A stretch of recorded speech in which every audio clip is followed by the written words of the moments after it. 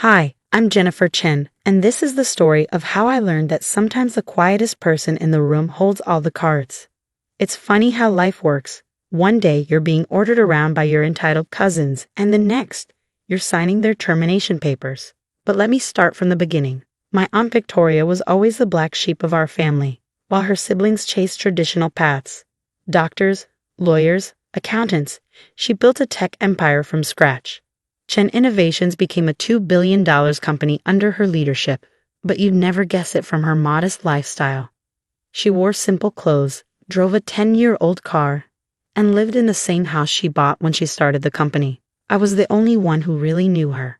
While my cousins Marcus and Diana were busy attending elite private schools and bragging about their family connections, I spent my weekends at Aunt Victoria's house, learning to code on her old computer. Business isn't about fancy degrees, Jenny, she'd say, watching me debug my first program. It's about seeing what others miss. My parents died in a car accident when I was 12, and Aunt Victoria took me in. My other relatives whispered that it was out of guilt.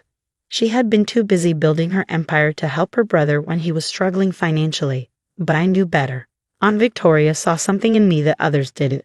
For 15 years, I worked alongside her, starting from the bottom. While Marcus and Diana partied through college, I was learning every aspect of Chen Innovations, from customer service to product development. My cousins mockingly called me Aunt Victoria's shadow. But I didn't care. I was learning things no business school could teach. Then came the diagnosis. Pancreatic cancer, stage 4. Aunt Victoria faced it like she faced everything else. Practically and without drama. "Jenny," she said one evening as we sat in her home office, "I need you to promise me something." "Anything," I replied, fighting back tears. "Don't let them know how smart you are." "Not until the right moment." She handed me a sealed envelope. "This contains everything you need, but timing is everything. You'll know when." I didn't understand then, but I would soon enough. Aunt Victoria passed away quietly in her sleep 3 months later. The funeral was a who's who of the tech industry, but my cousins managed to make it about themselves. Marcus gave a tearful speech about his beloved aunt, whom he barely visited in the past decade. Diana sobbed dramatically for the cameras, clutching her designer handbag. The real drama started at the will reading. The family gathered at Chen Innovations headquarters, my aunt's siblings, their spouses, Marcus, Diana, and me. Everyone expected the company to go to Marcus, the oldest male heir, with significant shares distributed among the family. After all, that's how things were usually done in our traditional Chinese family. The lawyer, Mr. Patterson, cleared his throat and began reading. The first few minutes were standard, small bequests to longtime employees, donations to charities. Then came the bombshell. "And to my niece, Jennifer Chen, I leave my controlling interest in Chen Innovations, comprising 70% of all voting shares. The remaining 30% to be distributed among current employees according to their years of service." The room erupted in chaos. "This is impossible," Marcus shouted, his face turning red. "She's just a junior employee. She doesn't even have an MBA. Diana's mascara ran as she cried. "We're the rightful heirs. She's just the poor relation Aunt Victoria took in out of pity." My Uncle James, their father, stood up shakily. "There must be some mistake. Victoria wouldn't leave everything to the help." Diana spat. Mr. Patterson remained calm. "The will is quite clear, and I assure you, your sister was of sound mind when she made these arrangements. Furthermore," he pulled out another document, "Ms. Jennifer Chen has been secretly serving as deputy CEO for the past 2 years. All the paperwork is in order." I sat quietly, remembering Aunt Victoria's words about timing. This wasn't the moment. Not yet. The family meeting that followed was brutal. They gathered at Uncle James' mansion, the same one he'd bought with money borrowed from Aunt Victoria years ago. I was invited, but it was clear what my role was supposed to be. "Jenny, be a dear and serve the coffee," Aunt Helen, Marcus's mother, said with a sweet smile that didn't reach her eyes. "That's what you're good at, right? Serving others?" I played along, pouring coffee for everyone as they discussed options, as if I wasn't even there. "We need to contest the will," Uncle James declared. Victoria wasn't thinking clearly near the end. Obviously, Marcus sneered, not even looking at me as I refilled his cup. "Look at her, she doesn't have what it takes to run a billion-dollar company." She's not even dressed properly. He had a point about my clothes. I was wearing a simple blouse and slacks while they were all in designer outfits. What they didn't know was that I owned the building their favorite designer's flagship store was in. The board will never accept her, Diana added, checking her reflection in her phone. They need someone with proper education, proper connections. I continued serving coffee, watching them plan my downfall. They spent hours plotting legal challenges, board member contacts, media strategies. Not once did they actually address me directly. I was furniture to them, just like I've been all these years. Finally, Uncle James turned to me. Jenny, this can be easy or difficult. Sign over the shares to Marcus, and we'll give you a generous settlement. Enough to live comfortably. It's what's best for everyone. I looked at their expectant faces, the same people who had barely acknowledged my existence at family gatherings, who had mocked my close relationship with Aunt Victoria, who had called me the charity case behind my back. I'll think about it, I said softly, gathering the coffee cups. The board meeting is on Monday.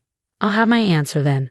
They smiled triumphantly, already celebrating their victory. Marcus even patted my head condescendingly. Good girl. I knew you'd see reason. As I left the mansion, I pulled out my phone and the envelope Aunt Victoria had given me. Inside were documents, passwords, and a letter. The time for hiding is over, she had written. Show them who you really are. I smiled as I sent a series of pre-prepared emails. Monday's board meeting would certainly be interesting. After all, what my dear cousins didn't know was that while they were busy being the public face of the family, I had spent 15 years becoming the backbone of Chen Innovations. Every major client contract had my name on it. Every successful product launched in the past 5 years had my code in it. Every key employee owed their position to my recommendations. They thought Monday's board meeting would be their triumph. They had no idea what was coming. Monday morning dawned bright and clear. I arrived at Chen Innovations headquarters at 6 a.m., 2 hours before the board meeting. The security guards nodded respectfully. They'd known who I really was for years. I heard Marcus and Diana had been calling board members all weekend, rallying support for their planned coup. Let them try. I changed into the outfit I prepared. Not the designer suits my cousins favored, but a perfectly tailored black dress that Aunt Victoria had given me for my last birthday.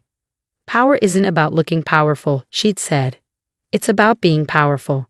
At 7:45, I watched through my office window as Marcus and Diana arrived, both looking smug. They'd brought Uncle James and Aunt Helen too, probably for added pressure. They were all dressed like they were attending a fashion show rather than a board meeting. Time to greet the family, I whispered to myself, picking up the stack of folders I prepared. The boardroom was tense when I walked in. 12 board members sat around the massive table, with my family occupying one end. Marcus was already sitting in the CEO's chair, practicing his signature smirk. Jenny, Diana called out sweetly, be a dear and get us some coffee before you go. I smiled. Of course. But first, I pressed a button on the intercom. Sarah, please bring in the documents. My executive assistant, whom my cousins had always assumed was Aunt Victoria's, walked in with a cart of folders. I began distributing them personally to each board member. What's this? Marcus demanded, trying to snatch a folder from my hands. Patience, cousin, I said quietly, continuing my round. All will be clear in a moment. Once everyone had their folders, I walked to the head of the table. Marcus was still in the CEO's chair. You're in my seat, I said softly. He laughed. Come on, Jenny, we all know. Mr. Chen, I cut him off, my voice suddenly sharp. You are in my seat. Move. Something in my tone made him stand up, though he tried to play it off as humor. The board members were already reading their folders, and I could see their expressions changing. Ladies and gentlemen of the board, I began. In those folders you'll find several things. First, detailed reports of every major decision made at Chen Innovations over the past 5 years. You'll notice my signature on 90% of them. Yes, those decisions you attributed to others were actually mine. Marcus tried to interrupt, but I continued. You'll also find documentation of certain interesting financial transactions. Marcus, would you like to explain to the board why $2 million of company funds were diverted to cover your gambling debts last year? His face went white. That's confidential. Diana, I turned to my cousin, who was frantically flipping through her folder. Perhaps you'd like to tell everyone about the fake consulting firm you set up to build a company for services never rendered. You can't prove, she stammered. Oh, but I can. Aunt Victoria and I documented everything. We let it slide, hoping you'd learn, grow up, become responsible. We were wrong. Uncle James stood up, his face purple with rage. Now see here. Sit down, Uncle, I said quietly. Your section is on page 12. The irregular loans, the misappropriated funds, the shell companies. Would you like me to continue? He collapsed into his chair. For years, I addressed the board. I worked quietly, learning every aspect of this company. While others took credit for my work, I let them. Because Aunt Victoria taught me that true power doesn't need recognition. It needs results. I clicked a remote, and the screen behind me lit up with charts. Under my direct management, though others took credit, our R&D department increased productivity by 200%. Our client retention rate rose to 98%. Our profit margins doubled. The board members were nodding now, many of them finally understanding why certain departments had mysteriously improved over the years. Now I continued, we have a choice. You can support my cousin's attempted coup, in which case I'll be forced to release all this information to the media and proper authorities. Or, I pressed another button, and new documents appeared on the screen. Or we can move forward with the expansion plans I've spent the last year developing. 5 new tech centers, partnerships with leading AI research facilities, and a revolutionary product line that will put us years ahead of our competitors. The room was silent. I could see the board members exchanging glances, doing the math in their heads. Finally, Mr. Rodriguez, our longest-serving board member, spoke up. I moved to formally confirm Jennifer Chen as CEO of Chen Innovations, effective immediately. Seconded came multiple voices. This is ridiculous, Marcus exploded. She's nothing. She's nobody. She's just the poor little orphan that. Mr. Chen, I cut him off, my voice ice cold. You're fired. Security is waiting outside to escort you from the building. Diana, you too. Your belongings have already been packed. You can't do this. Diana shrieked. We're family. I looked at her calmly. Family? Was I family when you made me serve coffee? Was I family when you mocked my clothes, my education, my dedication to Aunt Victoria? No, Diana. You made it very clear what you thought of me as family. Security entered the room, more guards that had known my real position for years. Uncle James, Aunt Helen. I turned to them. You have a choice. You can accept my leadership and keep your shares as silent partners, or you can join your children in unemployment. Decide now. They looked at each other, then at their screamy children being escorted out, and nodded meekly. As the chaos subsided, I addressed the board again. Now, shall we discuss those expansion plans? The next few hours were productive. By the end of the day, my position was secure, the expansion plans were approved, and a press release announcing the new leadership was circulating. That evening, I sat in Aunt Victoria's old office, my office now, looking at her picture. You taught me well, I whispered. Power isn't about shouting the loudest or wearing the most expensive clothes. It's about patience, knowledge, and timing. My phone was full of messages from family members suddenly remembering how much they'd always loved me. I ignored them all except one. From my aunt's old housekeeper, Maria, who'd been kind to me even when I was just the poor relation. You did good, Miss Jenny, her message read. Your aunt would be proud. I smiled, looking out over the city lights. The company would thrive under my leadership, not because I was born into privilege, but because I'd earned every step of my success. Marcus and Diana. Last I heard, they were trying to start their own company. Good luck to them. They'll finally have to learn what real work means. As for me, I keep Aunt Victoria's lessons close to heart. Success isn't about being seen as powerful. It's about being powerful. And sometimes, the quietest person in the room is the one you should watch out for. After all, they might just